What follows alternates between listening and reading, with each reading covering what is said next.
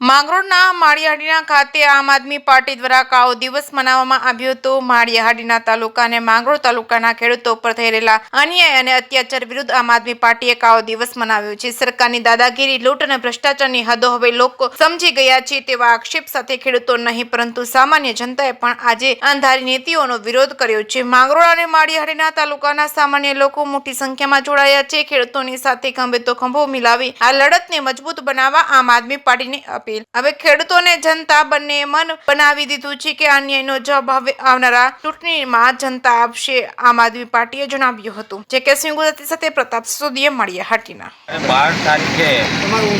12 તારીખને રવિવારે આપણે જ્યારે બોટાદમાં જે કંઈ યાર્ડમાં જે કંઈ વિગતવાર કબાલ થયેલ છે એમાં જ્યારે રાજુભાઈ કરપડા આપણા પક્ષના જાંબાજ રાજુભાઈ કરપડાએ જ્યારે ખેડૂત માટે આંદોલન કર્યું એમાં પ્રશાસને જે અવરોધ કર્યો છે અને ખેડૂતને જે નુકસાની થાય છે એના માટે જ્યારે આપણી લડત હતી એ લડતને આપણે ધ્યાનમાં લઈ અને આપણું આંદોલન છે।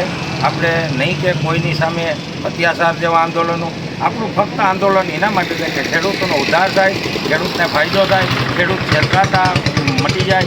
આના માટે આપણા પ્રતિનિધિઓએ આંદોલન કર્યું છે, જેમાં આપણા ત્યાં જે કંઈ રાજકીય આગેવાનોની ધરપકડ થઈ છે એ જે ધરપકડ છે પ્રશાસનને અમારી નમ્ર વિનંતી છે કે પ્રશાસનને વિનંતી છે એ યોગ્ય અમારું આંદોલન હતું અને આ આંદોલન ખેડૂત માટેનું હતું। આમાં કોઈને ન્યાય અન્યાય કરવાનો મુદ્દો નથી, માટે અમારા આગેવાનોને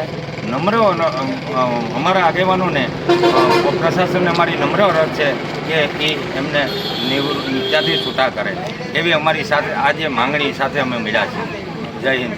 માળિયાહાટીના તાલુકો આજે અમે આમ આદમી પાર્ટીના કાર્યકરો મળ્યા છીએ। એ અમારી એક માંગણી અને લાગણી બે ભેગી છે કે અમને એમાં ન્યાય આપે।